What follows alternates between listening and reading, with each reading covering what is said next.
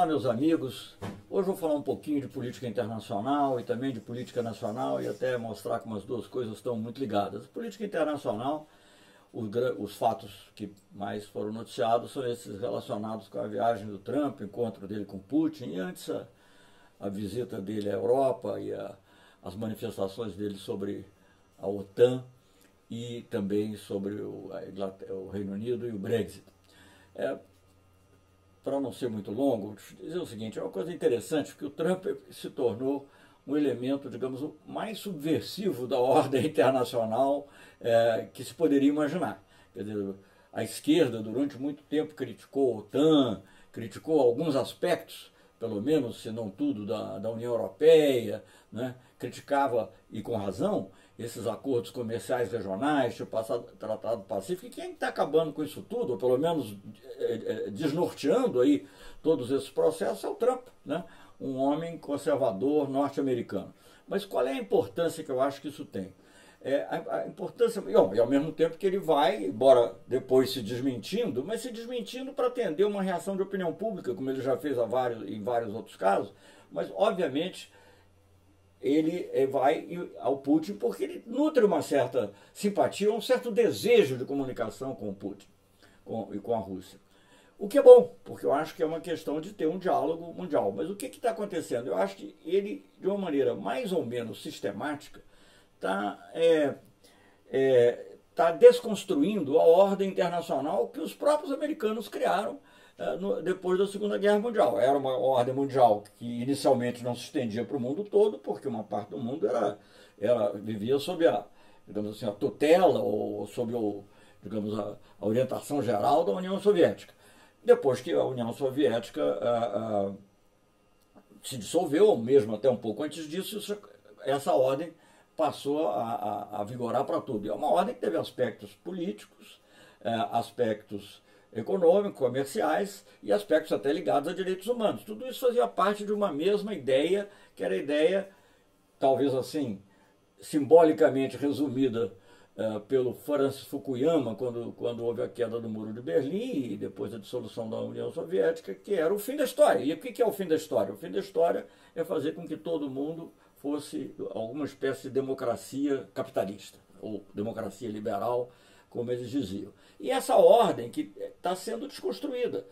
O Trump, primeiro já na reunião do Canadá, no G7, disse que o G7 não serve para nada, é muito duro na crítica a alguns dos membros, como ao primeiro-ministro canadense, né?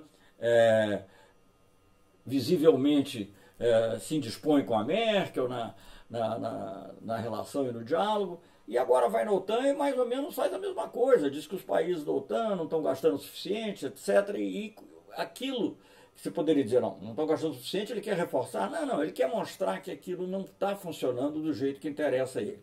Resumo, o que eu acho que ele está querendo nisso? Eu acho que ele está buscando, e eu acho que se pode dizer do Trump, é um pouco aquela coisa do Hamlet, né? Que diz, eu não sei se é o Polônios, mas alguém diz do Hamlet, que é loucura, mas tem método dentro dela. E eu acho que é isso, quer dizer, no caso do Trump, ele está querendo criar uma ordem mundial onde o poder norte-americano possa se manifestar sem peias, inclusive as peias decorrentes das normas que eles próprios norte-americanos criaram. Por que eu estou falando isso tudo e por que isso pode ter interesse para o Brasil? Porque eu acho que uma situação dessas cria muitas incertezas, obviamente, e é acompanhada de muitas ações e posições muito negativas. Começar pelo muro, que se propõe, até agora não começou, mas digamos, o muro que se propõe a construir no México, ele chegar e dizer da Venezuela que não exclui a opção militar, enfim, tem muita coisa negativa. Tem também coisas positivas, que é abrir o diálogo com outros países, independentemente do que ele acha ou não das pessoas. Isso diminui a chance e a possibilidade de conflito, de guerra, o que é positivo. Agora, tem também muita coisa negativa, além dessa que eu falei, a relação dos Estados Unidos com o Conselho de Direitos Humanos, enfim, essas coisas negativas. Mas há também, digamos assim, isso cria brechas na ordem internacional, onde países como o Brasil poderiam entrar sozinhos ou acompanhados de outros associados né? Então, o que isso nos remete ao fato de que hoje em dia o Brasil não pode fazer isso, porque nós estamos numa posição de total subserviência de certa maneira, uma subserviência pior, porque se você tivesse uma subserviência em função de um projeto mundial, de uma visão de mundo, mas não, é uma subserviência em função do America First. Então, é America First, Brasil Second. É isso que é o máximo que eles estão querendo obter, né? E simbolizado, né, essa falta de visão estratégica, está para mim um símbolo claro disso, além de muitos outros fatos, mas um símbolo claro disso foi que na reunião ministerial dos BRICS, ministro das Relações Exteriores, o ministro brasileiro não foi porque preferiu ter uma conversa com o Mike Pompeo, secretário de Estado, provavelmente, ou quase certamente, para discutir como isolar a Venezuela, o que é uma coisa também muito triste. Mas então há essa relação.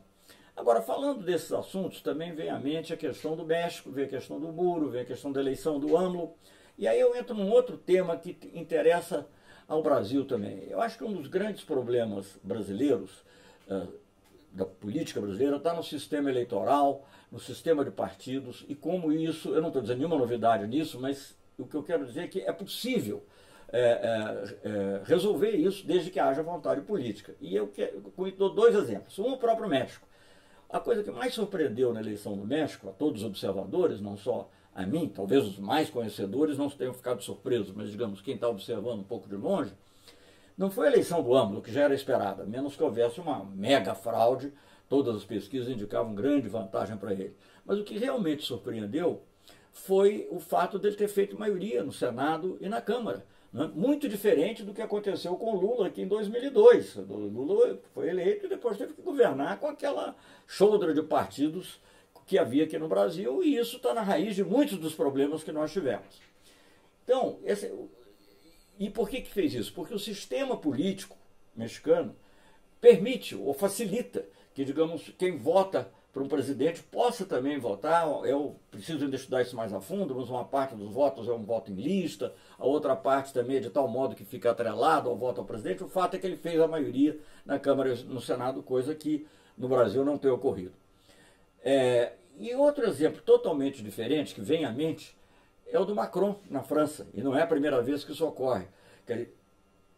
O que aconteceu lá? O Macron foi eleito por um partido que não existia praticamente, foi criado, ele era uma dissidência lá do Holanda e do centro, uma mistura, foi eleito e aí dissolve o Congresso e convoca eleições gerais para o Congresso, e naturalmente há uma tendência das pessoas, dos cidadãos, dos votantes, dos eleitores, de votarem para dar condições de governar para a pessoa que eles elegeram. Né? Então, o que eu quero dizer com isso é o seguinte: por mecanismos totalmente diferentes e que, na realidade, podem levar mais à direita ou levar mais à esquerda, não é isso que está em questão, mas eles permitem uma governabilidade que no Brasil não está existindo e não vai existir na próxima eleição. Claro que nós todos queremos e estamos lutando para que o presidente Lula seja candidato, e aliás até interessante, porque a opinião tem crescido o número de opiniões de advogados, não necessariamente ligados ao PT, que defendem que isso é possível, em qualquer circunstância. Né? Mas o Lula, ou quem quer que seja, mas o Lula eleito vai ter que enfrentar também uma dispersão partidária que leva a negociações que nem sempre interessam, porque não é uma negociação ideológica. Bom, não foi só a esquerda que ganhou, tem um partido centro, então tá bem, então a gente tem que ceder alguns ministérios para o centro. Não é isso, é você ter uma mercantilização total do voto e dos partidos políticos. Esse que é o lado negativo que eu acho que a gente poderia evitar no Brasil com uma reforma política. Como fazer a reforma política é a grande questão. Eu acho que a única maneira de conseguir isso, eu acho que o presidente Lula tem muita consciência disso, mas isso vai ter que ser dito nos dias que antecederem a campanha propriamente dito, quando a campanha começar oficialmente, é que o compromisso com uma reforma profunda, o que só será possível através de uma reforma constitucional. Não há como mexer nisso sem mexer também na Constituição. Não uma reforma constitucional, não uma constituinte, creio eu, para tratar de tudo, porque é sempre um risco. A Constituição de 88 tem muitos pontos positivos, sobretudo na área social e na área, e alguns aspectos da área econômica, mas sobretudo na área social, que se você permitir, a onda privatista pode querer acabar com isso, mas na área, sim, político-eleitoral. Então, eu acho que é interessante ver como essa dinâmica da política internacional abre oportunidades que não estão sendo aproveitadas pelo Brasil devido ao acanhamento total e à subserviência da nossa política externa, e, por outro lado, também exemplos que vêm de fora que podem ilustrar que sim é possível ter um sistema eleitoral que permita governabilidade no país. Não vamos evitar com isso que haja gente mais à direita ou mais à esquerda. Esses são outros fatores mais complexos que têm a ver com a hegemonia no campo das ideias, etc. E com a própria situação econômica e social do país. Mas sim que ofereçam governabilidade.